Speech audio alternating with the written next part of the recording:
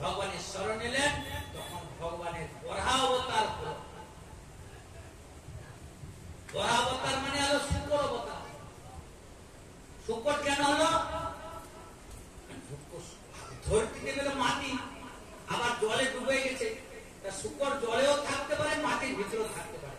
আর শুকরের নাকের মধ্যে না মাটি শুকার গন্ধের ঘ্রাণ শক্তি করে, আর এই নাক দিয়ে না মাটি গর্ত করে ঢুকতে পারে, কোনো অস্ত্র টস্ত্র লাগবে না।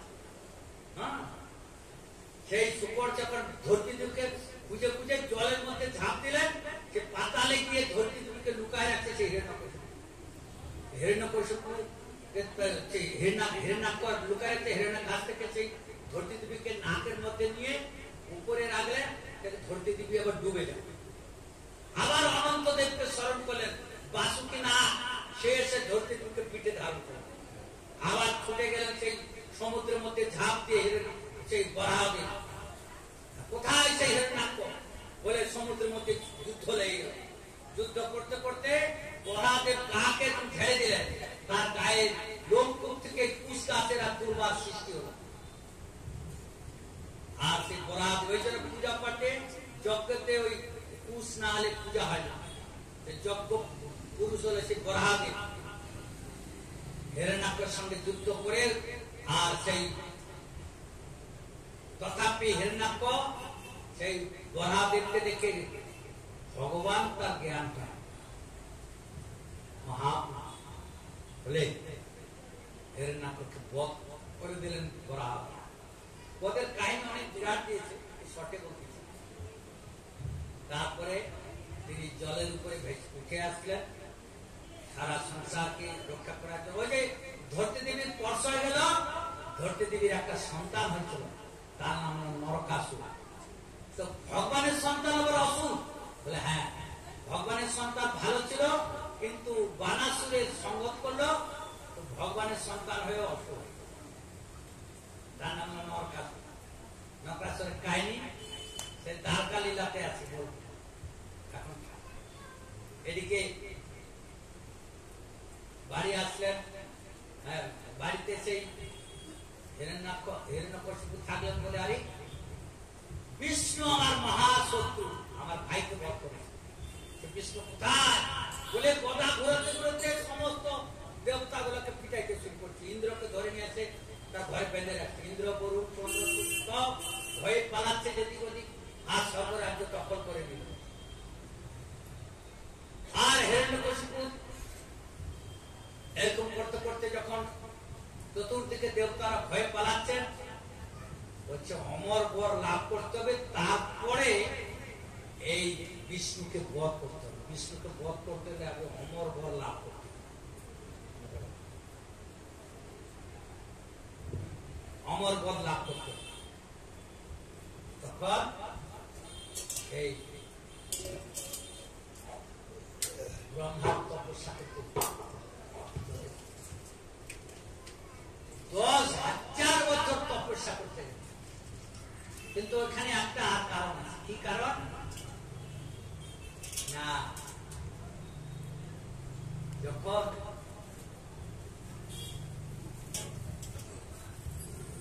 হিরণ্যকশিপু তপস্যায় বেড়ে গেলেন, যে গাছের তলায় গিয়ে বসছেন, সে গাছের উপরে ছিল পক্ষী। সে পক্ষী বিষ্ণু বিষ্ণু বিষ্ণু বিষ্ণু বিষ্ণু বিষ্ণু বিষ্ণু ওরা ধ্যান ধরে না, বিষ্ণু তো ধ্যান ধরে। তখন বাড়ি চলে এসে তার স্ত্রী বলছেন, তুমি না তপস্যা করতে গেলে? স্ত্রীর নাম হলো কয়া। বলে কি বলবো, আজকে না তপস্যায় বসছি, একটা পক্ষী এসে, সুখ পক্ষী, সে বিষ্ণু নাম করে আমার ধ্যান ভেঙে যায়, ওই জন্য মনে দুঃখেতে চলে আসে। বারবার সেদিন তাকে বিষ্ণু নাম উচ্চারণ করেছে, পরে সেই সন্তান সেখান থেকে লাভ করে। বলে আমার তো সব সন্তান অসুখ, আমার স্বামী তো কোনোদিন বিষ্ণু নাম নেয় না, তা আজকে স্বামী বিষ্ণু নাম নিচ্ছে যখন, আজকে যে আমার সন্তানটা হবে সে ভক্ত হবে বলে তারপরের দিন সে আবার তপস্যায় চলে গেল। যখন তপস্যায় চলে গেলেন, এদিকে ইন্দ্র এসে কয়াধুকে ধরে নিয়ে যাচ্ছে। সে কয়াধু কাঁদছে, ইন্দ্র ধরে নিয়ে যাচ্ছে। তখন রাস্তায় নারদ ঋষি দেখা। নারদ ঋষি বলছে, ইন্দ্র তুমি না রাজা স্বর্গে স্ত্রীকে ধরে নিয়ে যাচ্ছ কেন? স্ত্রী হত্যা মহাপাপ। বলছে যে আমি স্ত্রীকে মারবো না, স্ত্রীর পেটের মধ্যে অসুরের বীর্য আছে, একটা অসুরের সঙ্গে পারি নাই, তার ছেলে যদি আবার অসুর হয় তাহলে তো আমার বাঁচা মুশকিল। এই জন্য স্ত্রীকে বেঁধে রাখবো, সন্তান হলে মারবো। প্রহ্লাদ বলে, আরে ইন্দ্র জানো এই কয়াধুর পেটে একজন ভক্ত আছে, তুমি আমাকে দিয়ে দাও। কয়াধু তো মানে ভয়ে ছটপটাচ্ছিল। তখন নারদ ঋষি দিল, সাধু বাবা, আরে মা কোনো চিন্তা নেই, সাধুকে দেখলে তো সবার একটু মনটা কোমল হয়। আবার নারদ সাধু ছিল, ভালো সাধু। আশ্রমে নিয়ে গেলে, মা তুমি এক কাজ করো, আশ্রমে না ভাগবত পাঠ, তুমি ভাগবত শুনবে, আর ফুলের মালা গাঁথবে, মন্দির মার্জনা করবে, হ্যাঁ, আর প্রভু সব অক্ষরে অক্ষরে পাবে। প্রতিদিন কয়াধু পেটে তো গর্ভ আছে, মোবাইলটা পড়ে যাবে। সে কয়াধু সে তো জানে যে আমাকে ভক্ত, আমি যা করব, মা যা পেটে যখন সন্তান থাকে, মায়েরা যা যা কর্ম করবে সন্তানটা তাই তাই শিখবে। সেদিন মা যদি কারোর সঙ্গে ঝগড়া করে, ওই ছেলেটাও ঝগড়া শিখবে। মা যদি হিংসা করে, কোনো জীব হত্যা করে, ওই ছেলেটাও জীব হত্যা করে। মা যদি কাউকে লাভ মারে, ওই ছেলেটাও লাভ মারে। যা যা মায়েরা করবে তাই তাই সন্তান শিখবে। এখন তো আমার সমাজে তো মা গুলো বসে আছে, তারা কেমন জীবন যাপন করে তারাই নিজেরাই জানে। মা যদি টিভি দেখে, ওই ছেলেটাও টিভি দেখে। মা যদি অন্যের বাড়ি থেকে কোনো জিনিস চুরি করে আনে, ছেলেটাও চুরি করে। মা যদি ভাগবত শোনে, ছেলেটাও ভাগবত শোনে। মা যদি সাধু সেবা করে, ছেলেটাও সাধু সেবা করে। কয়াধু সাবধানের সহিত আর ওই সাধু সেবা, ভাগবত শ্রবণ, ঠাকুরের সেবা, ঠাকুরের মন্দির মার্জন, আর ঠাকুরের ও সাধুর চরণ সেবা, তার সাধু ঠাকুর আদি সংস্কার করা, সব আর সব সময় ভাগবত শুনতে। এই করতে করতে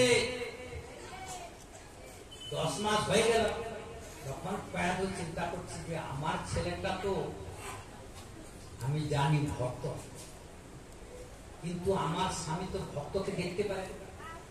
তা প্রথম যদি আমার ছেলে ভক্ত হচ্ছে, স্বামী তপস্যা করে আস্তে আস্তে ছেলে তো অনেক বড় হয়ে যাবে, আর এসে তো আগে সেই ছেলের সঙ্গে ঝগড়া লাগাই।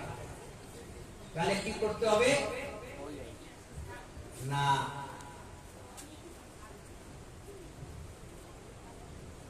সাধু বাবাকে আমি প্রার্থনা করি, সাধু বাবা তুমি কৃপা করো, আমার স্বামী যতদিন না তপস্যা থেকে ফিরে আসছে আমি সন্তান প্রসব করব। তখন ঠিক আছে মা, তোমার মনোবাসনা পূর্ণ। তাহলে হিরণ্যকশিপু কতদিন তপস্যা করছিল? 10,000 বছর। আর 10,000 বছর প্রহ্লাদ মায়ের পেটে থেকে ভাগবত শুনেছে। 7 দিন ভাগবত শুনে পরীক্ষায় উদ্ধার হয়ে গেল। আর নারদ ঋষির কাছে 10,000 বছর তো ভাগবত শুনে, তাহলে তার কি ভক্তি এবার বুঝো। সে ভাগবতময় তার জীবন হয়ে গেল। হিরণ্যকশিপু ব্রহ্মার তপস্যা করতে করতে যখন 10,000 বছর পূর্তি, ব্রহ্মা এসে দেখতে যে হিরণ্যকশিপু নাই, সেখানে বাঁশের ঝাড় হয়ে গেল। হ্যাঁ প্রভু 10 মিনিট সময় নিচ্ছে। হ্যাঁ এই কথাটা প্রসঙ্গটা তখন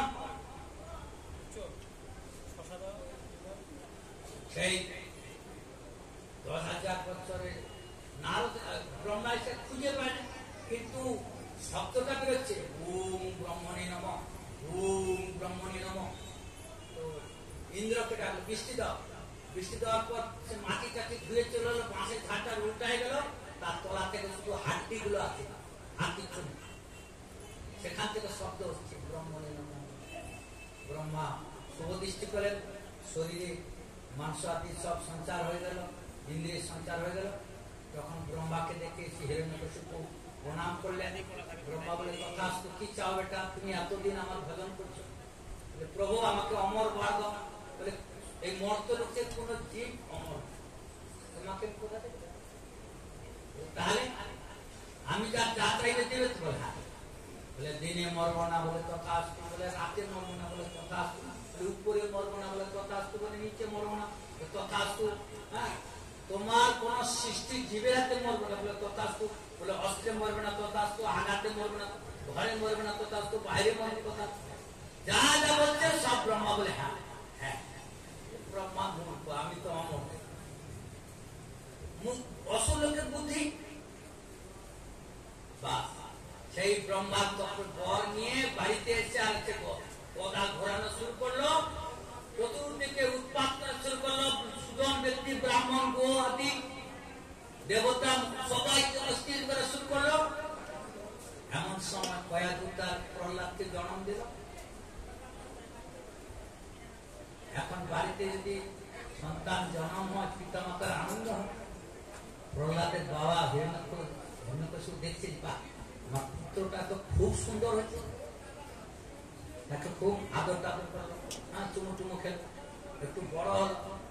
গুরুদেবকে ডাকলো, গুরুদেব, সন্ধ্যার অমর্ক আমার পুত্রকে নিয়ে যাও, তাকে সুশিক্ষা শিক্ষিত লাচা মারা। গুরুকুলে নিয়ে গেলেন শিক্ষা দেওয়ার জন্য। অনেক গুরু ভাই আরো আছে। প্রহ্লাদ, বরতক্ষ, কৃষ্ণ, গুরুধ্বজ, ঘ ঘনশ্যাম, ভগবতী। হরি প্রহ্লাদ, তোকে এইগুলো কে শিখাবে? কেন? গুরুদেব আমার গুরুদেব শিখেছে, যে নারদের কাছ থেকে সব শিক্ষা তার পাক্কা। আর এই অসুরের গুরু যা শিখাই আছে শিখে। একদিন গুরুদেব আশ্রমের বাইরে গেছে, আর সব গুরু ভাইকে ডাকে, গুরু ভাই শোনো, দুর্লভ মনুষ্য জন্ম, দেহে নাম কোন বন্ধুরা তৎকালীন দুর্লভ বৈকুণ্ঠ প্রিয়দর্শী। এই মনুষ্যদের নাম দুর্লভ, তারপর অনেক দুঃখে করে পাওয়া যায়। হরি ভজন করাইছে কৌমার আচারের পাগ্য ধর্মান ভাগবতানীয়। কৌমার কাল থেকে ভাগবত ধর্ম পালন করতে হবে। কিন্তু আমাদের সমাজের লোকই বলে, আরে প্রবল বয়সে এখন ভক্তি পাশা কর, বুড়া বৈশাখে ভজন করি। কয়জন বৃদ্ধ পিতা, কয়জন পিতা মাতা ভগবানের ভজন করতে দেখাও তো। এই সমাজে ঘুরে আসলে এখন হাজার জন বেড়ে পড়বেন এই ঘোষকারায়। এই সন্ধ্যালয় ওই তাসের দোকানে বসে থাকবে, কেউ বিড়ি খাবে আর আটা মাটা। ভগবত ভজনটা বড় দুর্লভ। এই যে মাথুরা কয়জন মাথায় তিলক আছে, এখান থেকে চন্দন দিয়ে মাথা ভর্তি করে দেয়। কেন? উদয় তিলক করা যায় না? ওইটুকু তার হৃদয় রুচি আছে না, ভগবানের ভজন করবে। এখনো তার সংসারে ভক্তি পাশা চিত্ত মুক্ত, ঈশ্বরের ভজন করবে। অতএব বাল্যকাল থেকে ভজন করাই শেষ। কোমল থাকে মন, কাদা মাটি যখন কোমল থাকে তখন হাঁড়ি হয়, পাতিল হয়। কিন্তু যখন পাইকে যায়, ওই যে চুলাতে আর পাকে কাঁচায় না, পাকালে বাঁশ, পাকলে করে কাঁচটা। ওই যে ঝুড়ি টুড়ি কাঁচা মাছের হয় না, পাকা মাছের হয়। তো বয়স যখন পাকা হয়ে যায়, পীড়িত হয়ে যায়, শরীর কুলায় না, চোখে দেখে না, কানে শুনে না, মহারাজ আমি কি আর ভর্তিবার করতে পারবো? তখন এই যে একাদশী উপবাস আছে, আর জন্মাষ্টমী আছে, মহারাজ কত শরীরের ব্যথা, উপবাস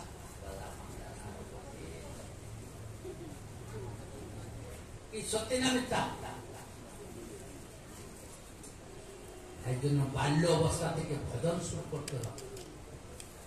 যখন প্রহ্লাদ বন্ধুদেরকে বুঝাচ্ছে, প্রহ্লাদ একা ভক্ত ছিল, এখন সব বন্ধুকে ভক্ত বানিয়ে দিচ্ছে।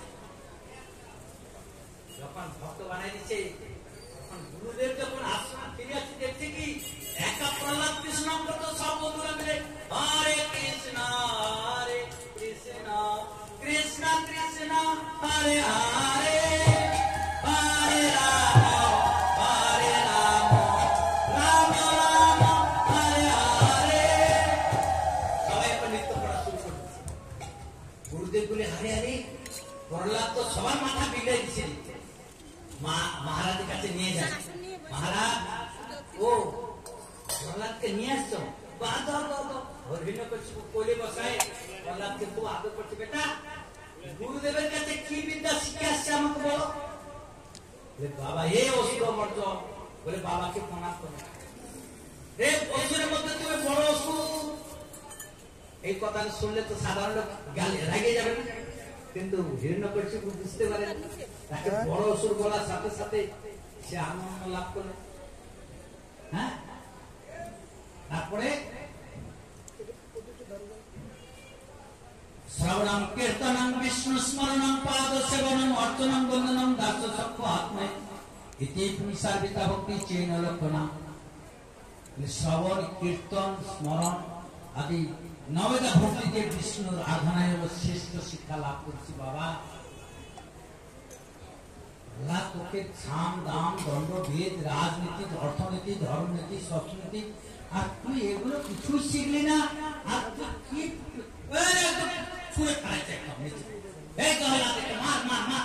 কি আমার ঘরেতে শত্রু জমাইছে। জল্লাদ নিয়ে গেল মারবার জন্য, পারল না।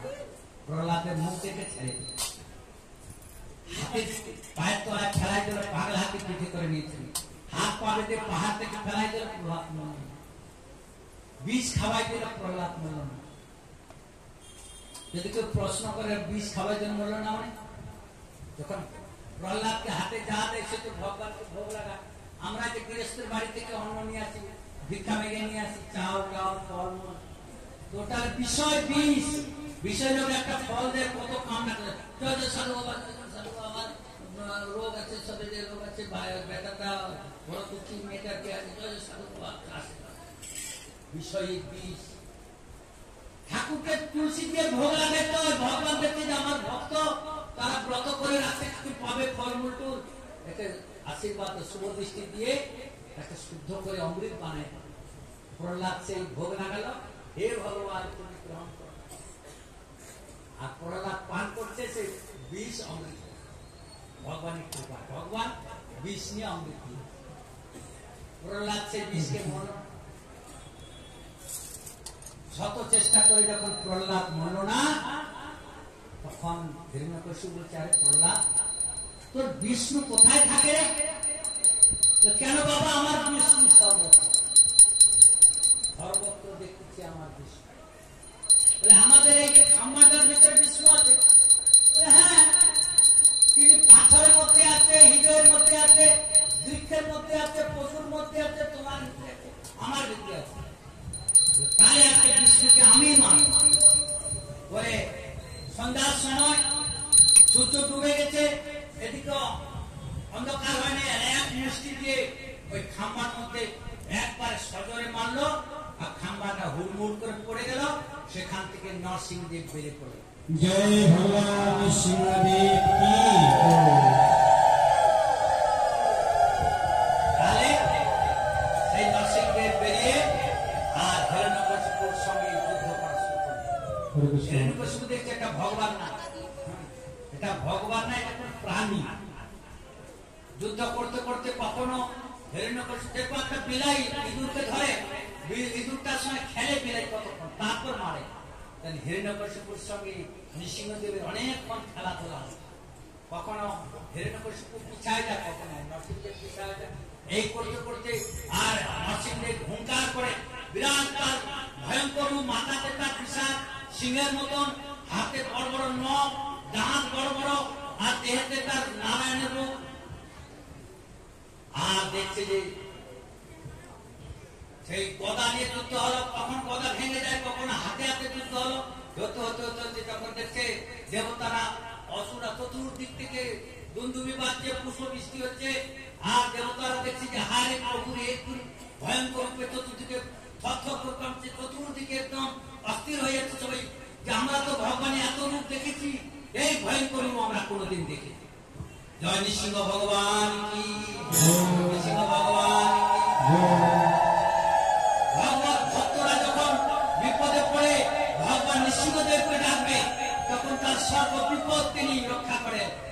ভক্তের বিপদে একমাত্র নৃসিংহদেব। তখন সেই এমন সময় দেবতারা হচ্ছে প্রভু অন্ধকার চলে যাচ্ছে, কাল বেলা চলে গেলে আরো এদের অসুরিক শক্তি বাড়বে, তাড়াতাড়ি একটু ভাব করো। দেবতারা ইসরা দিচ্ছে। আর তখন সেই হিরণ্যকশিপু যে বর নিয়ে আসলেন, ঘরে পড়বো না, বাইরে পড়বো না, তাকে টেনে নিয়ে আসলেন কোথায়? ঘরের দুয়ারে চৌকাটটার উপরে।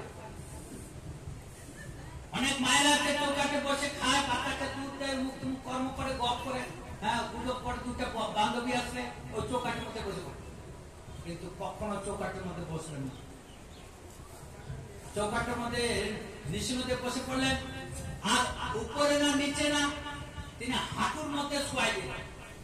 অস্ত্রে না আঘাতে না, নখ দিয়ে হিরণ্যকশিপুর পেটকে ছিঁড়ে দিলেন। অস্ত্রে নয়, আঘাতে না, আঘাত হলো না, অস্ত্র না, আর ব্রহ্মার কোন সৃষ্ট জীব না। হিরণ্যকশিপু নৃসিংহদেব তো ব্রহ্মা সৃষ্টি করে না, ও তো ভগবান। সব রাস্তা ফাঁক করে তিনি প্রকট হলেন। হিরণ্যকশিপু মারা গেল। আর ভয়ঙ্কর রূপ ব্রহ্মা দেবতারা বলছে, ও লক্ষ্মী মা, তুমি তো ভগবানের ধরনী নারায়ণ, যাও যাও প্রভুকে শান্ত করো। আমি প্রভুর এই বিকরাল রূপের কাছে যাবো, ভয়ঙ্কর রূপ আছে, তার নারী গুলগুলিকে টানছে, তার রক্তে পুরা শরীর লাল হয়ে গেছে, দাঁত একদম খটখটাচ্ছে, চোখ খটখটাচ্ছে, আর বিকরাল রূপ দেখে সারা পৃথিবী থমে গেছে। সব ভক্তরা দেবতারা বলছে, প্রহ্লাদ তোর কারণে ভগবানের এই অবতার, তুই একটু যা না। ভক্তের তো কোনো ভয় নেই, সে হাতে একটা মালা নিয়েছে, প্রভু প্রভু।